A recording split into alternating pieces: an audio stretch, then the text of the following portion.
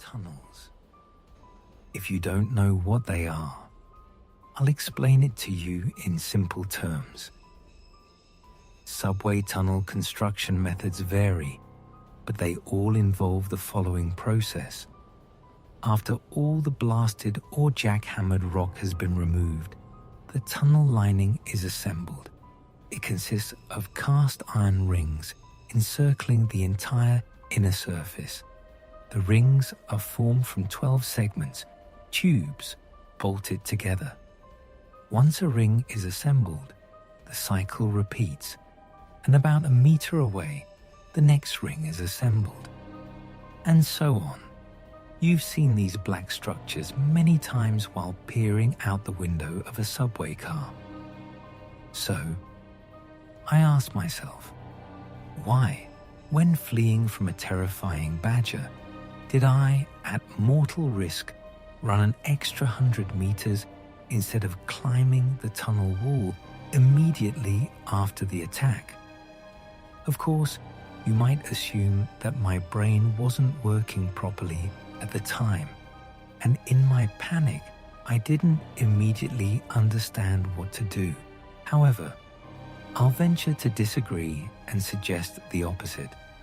My brain was working just as it should, even though I was completely unaware of the logic behind the actions being suggested to me. And there was logic. Ironclad logic. Cast iron. The fact is, the tunnel lining with tubing, which I so deftly used to cling to the very top, exists only in the sorting and dead-end tunnels. There are no other tubing anywhere else in the Snezhinsk metro.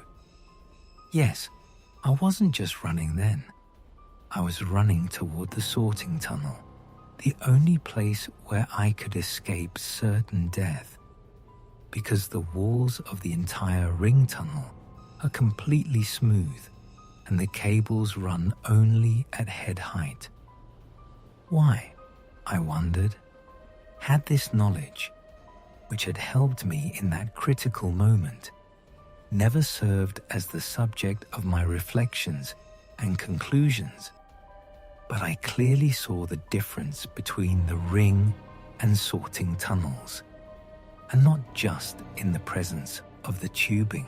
I'd always mentally referred to the sorting tunnel as narrow, because its diameter is smaller than the main tunnel. But only after realizing the tubing problem did I visualize the sorting tunnel, and a cold sweat broke out on me. It's not the sorting tunnel with its standard 6 meters that's narrow, but the ring tunnel, wide. In the Snezhinsk metro, only 2 tunnels were typical of Soviet metro construction, the sorting tunnel and the dead-end tunnel. But you might say the Snezhinsk metro was planned as an experimental system with a larger diameter, greater capacity, and with the tubing embedded within the concrete vault. Nonsense. Why aren't all the tunnels experimental in diameter? What the hell kind of capacity increase can there possibly be with the same track gauge? Will the cars be thicker? And regarding the ceiling, I can only say one thing. The ring tunnel is all metal. Yes, it was by knocking off the mortar with a buckle that I discovered it. I then scratched almost 100 meters of the wall and saw this same yellowish-grey, brass-like metal everywhere. Not a single crack, not a single groove, even one to compensate for temperature changes. It was the same everywhere. Now, I'll try to briefly outline my hypothesis, which you can interpret however you wish. You can come up with your own. All, or let's say, almost all of the facts are now at your disposal. But first, listen to me. Here's my main thesis. The ring existed long before the founding of the city. From here, things will get easier. Let's start with aliens, although, in principle, you could take anyone. The ancient Atlanteans, the Seven Wise Men, Celtic Druids, Freemasons, or, in fact, any other individuals you prefer. The value of any given hypothesis will be roughly equal. So some time ago, certain beings with rather advanced technology at their disposal constructed large tunnels deep within the Ural Mountains for their own unknown purposes. Or perhaps they weren't even deep back then, and they weren't really tunnels, but say, some kind of pipeline system. Well, they built them, and then either forgot about them or never needed them. Years, centuries, even millennia passed, and all these deeds were, of course, forgotten, as waves of migration rolled through the southern Urals. One after another, Huns, Avars, Turks, until the Bashkir group eventually formed here, displacing a number of Ugric peoples northward. But since the Bashkirs weren't involved in mining, while their predecessors, on the contrary, had a penchant for it, I'd venture to suggest that the ring was first discovered by these same white-eyed chud, burrowing through the earth here and there. Of course, their imagination couldn't help but be captivated by this, and, as with many early peoples, it was bound to become either a sacred site or quite the opposite, since, as they say now, the underground object shared a mentality close to that of the Ugrian miners. It was likely destined to become an object of worship, which is probably what happened. After the Ugrians were displaced by the Bashkirs, the secret cult, shrouded in all sorts of speculation, undoubtedly continued to exist for some time, making this place taboo. Do not go for the Bashkirs, although perhaps the taboo was also connected to the fact that the cult's followers long defended their sacred site with weapons in hand, mercilessly killing any intruders. Whatever the case, due to a lack of information, the ban eventually spread to everyday life, and the southern bank of the Sinara remained uninhabited for centuries. Of course, from time to time, some daring Bashkir hunter or reckless Russian prospector would wander here, and it's possible that at some point, one of these brave souls ventured into the dark depths of the caves and passages beneath what is now the surgical building. Whether he suffered mental breakdown or was more resilient than our pampered contemporaries, rumors of the ring spread throughout the world until, in Soviet times, they reached Lavrenti Pavlovich Beria. Frankly, I bow my head before the undoubtedly courageous act of the chairman of the special committee, who wasn't afraid to travel several dozen kilometers away from his main assignment to verify the existence of the dungeon with his own eyes. It would be interesting, though, to know how many of those accompanying him survived even 1953. I'm sure Beria immediately recognized the uniqueness of the find.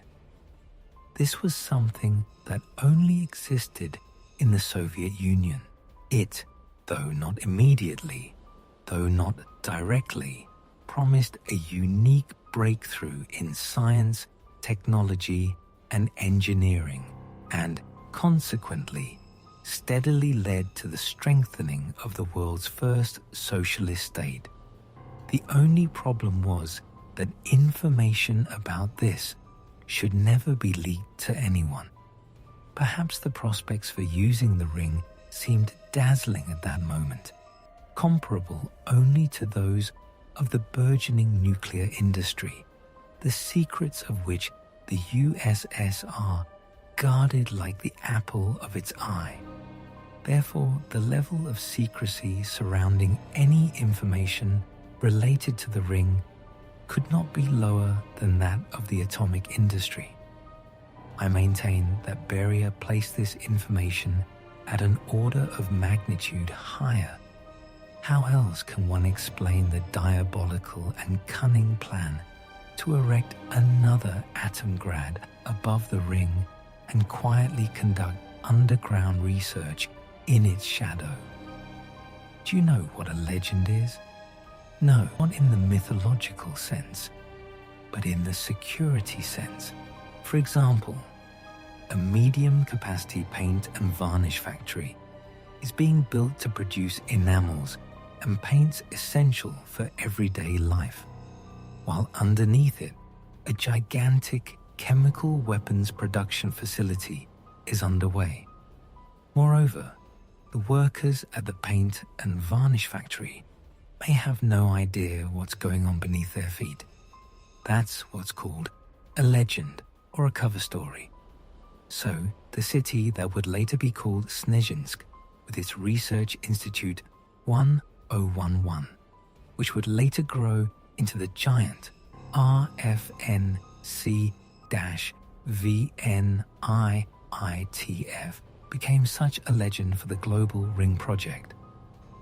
Not a single, even the most cunning American analyst, has doubted to this day that the secret city of Snezhinsk was created specifically for the development of nuclear weapons. Replace small lies with big ones, Goebbels said, and then you'll definitely be believed. It remains to be added, hide a global secret behind a huge one, and not a single living soul will know about it. Imagine that for 40 years, the residents of Snezhinsk lived and worked in a gigantic setting, honestly and selflessly fulfilling their labor and patriotic duty. Moreover, these sets were real. Weapons were constantly being improved. Bombs were exploding on the firing ranges. New citizens were appearing in the maternity hospital. Those who had finished their earthly journey were being laid to rest in the cemetery. And no one suspected that this spectacle was being staged for a specific, perfectly understandable purpose. I understand it's difficult, and most importantly, very unflattering to imagine such a thing. Many will find it downright insulting. Then I'll ask them, weren't you insulted when you were forced to lie to your family and friends back home about what you were doing?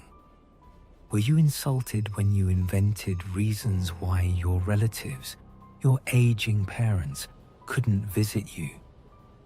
Weren't you offended when, at your instigation, your children learned from a very early age to lie to strangers about their whereabouts, albeit in the name of a good cause, as you believed, but still, to lie? No, you weren't offended, and only because the state shared this lie with you.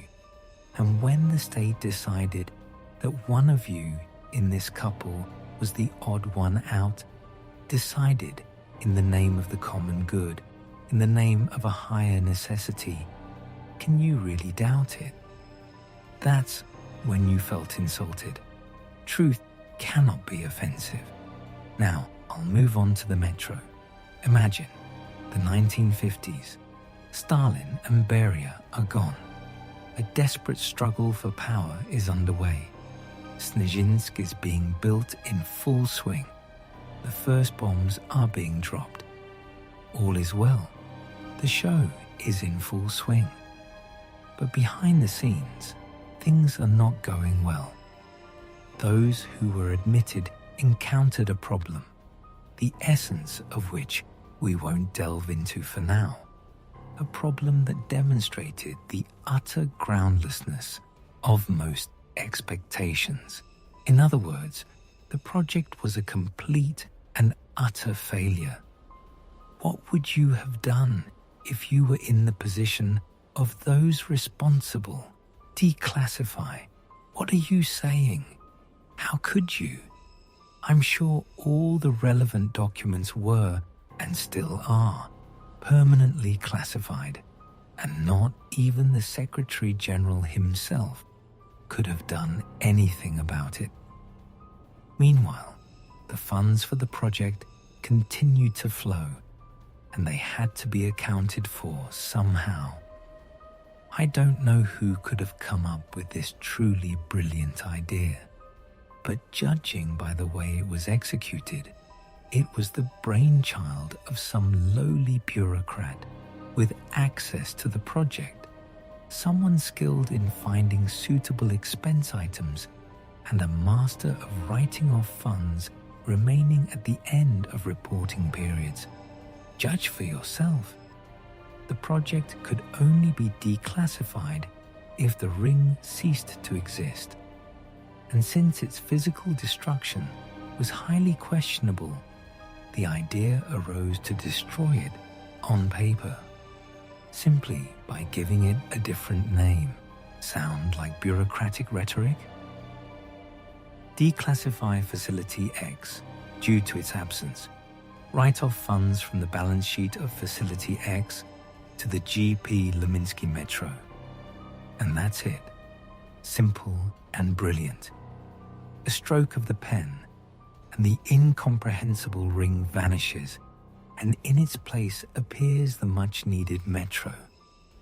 And the metro was built in the same atmosphere of extreme secrecy, since restricted Facility X continued to exist until construction was completed.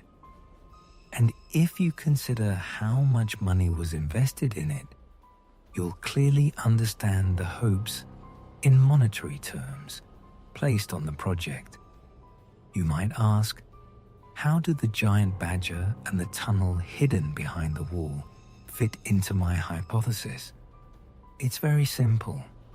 I assumed that the main goal of the metro developers was to maximize the use of the ring's existing spaces, considering that I saw a 9-meter tunnel without a tube in the badger hole, taking into account the presence of minecarts filled with rock and recalling the absence of trucks carrying excavated rock on the city streets during my childhood.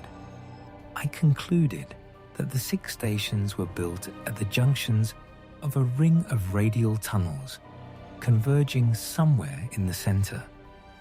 This location, according to my calculations, is located under the Solnechny store.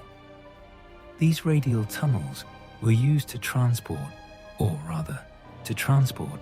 excavated rock from the future station sites to the center of the ring. After the cavities were excavated for the stations, the radial tunnels were sealed, leaving behind piles of waste rock in the center. As for the badgers, I assumed that several families of these animals had once inhabited the area, and in the absence of enemies, they gradually, generation after generation, increased in size, acquired a whitish coloration, and possibly lost their sight. In short, they slowly changed, adapting to their surroundings. That, in essence, is my hypothesis, which I formulated for myself at the beginning of December. My version fit perfectly with everything I knew. In particular, it logically explained that since the ring existed independently of the city and was not originally planned for use as a subway, this was precisely why the existing metro hadn't touched some of the older neighborhoods, and the vital tunnels toward 9th Street had to be built using standard metro construction methods. The mystery of Snezhinsk no longer existed for me. All that remained was the mystery of the ring's origin, which I believed sooner or later I would be able to uncover. It hadn't yet occurred to me that I hadn't yet answered the fundamental question. Why was the subway construction never completed? And I didn't yet know that the answer to this question would force me to reconsider all my previous assumptions.